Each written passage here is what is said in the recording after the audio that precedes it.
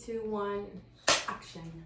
Hi everyone, it's me again. Sorry for taking so long to update a video. I was very busy this week, but I promise I'm gonna be more consistent with my videos.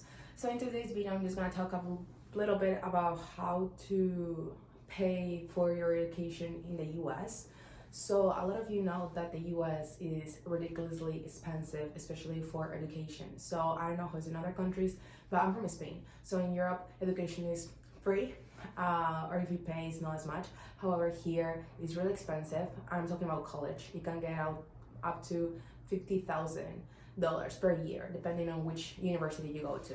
But today I'm gonna give an overview how this works because I finished my senior year of high school here in the US as an exchange student, and then I applied for college. So I have experience in both, how I used to study in an American high school as an exchange student, which a lot of people do, and then how does it feel like when you go to actually college, because it's completely different in the process.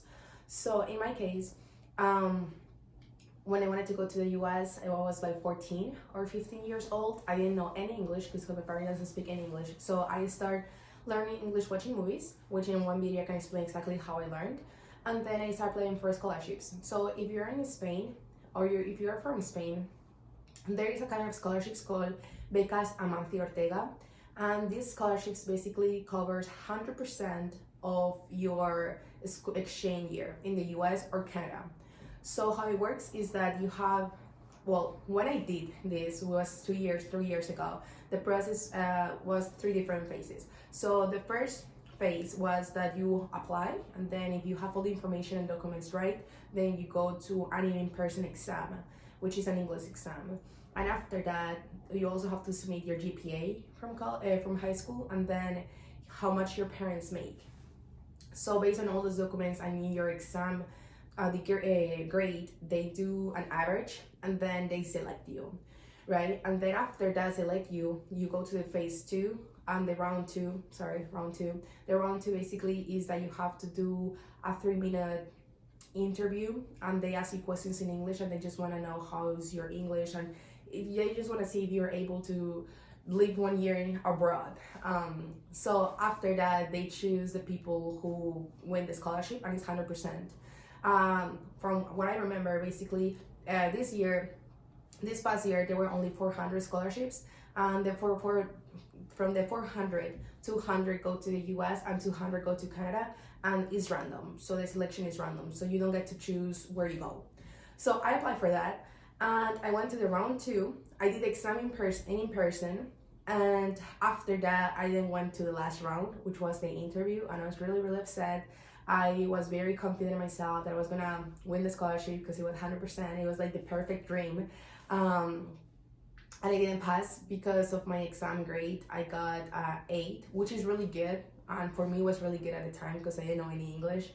But other people got a higher grade, and I even called them and say why I didn't pass to the next round, and they told me that I was one of the closest. I was like one of the finalists, but they didn't choose me for like 0.05 in my GPA, which I was very upset.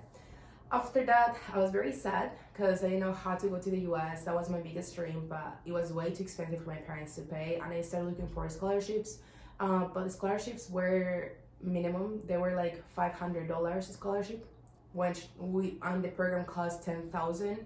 So $500 scholarship doesn't pay you much. So I was very frustrated, and I was looking until I found one called EDUX. And EDUX basically is a scholarship that a lot of people get. You just have to submit your GPA, and if you have more than, I think, 8 in Spanish grades of GPA, you get the scholarship. But the thing is that you have to be one of the first people to apply, because they do it basically based on who applies first, right? So let's say you have a GPA of 10, like the highest one, but you apply late, then there's no more scholarships.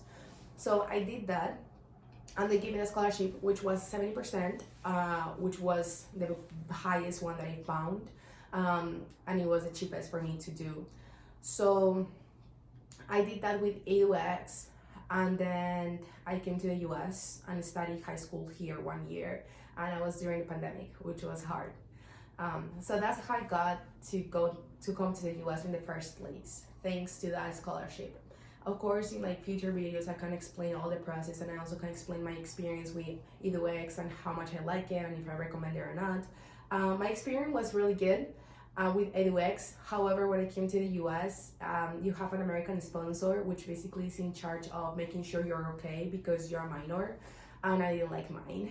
But I can talk that in the future. But my experience in the US was amazing. I lived with a host family, which I still talk to them because I love them. And after that, because I was a senior, I decided to apply for college. So to apply to college is completely different than in Spain. It's a completely different process. Here they do the SAT, the ACT, and they apply for a lot of scholarships. So at the time, I didn't know what I wanted to do, and I said, well, let's just gonna apply, right? Why not? And I applied, and I got to three different scholarships. Three different schools in Michigan, because I was placed in Michigan. So currently, I'm in Michigan. So I got accepted in three different schools, and then I chose based on which one gave me more money, and also which was closer to my host family, because I still rely on them sometimes.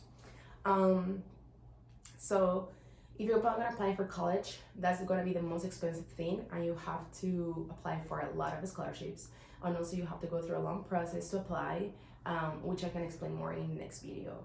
But I hope these videos are going to be short, just give you an overview, and then in the future I can do more videos specifying a specific topic. But yeah, I will explain more in more videos. But thank you for watching my videos. Please just leave any comments or suggestions that you have. I love reading the comments, even if it's one or two. I still think that's adorable, so thank you very much. And yeah, see you anytime.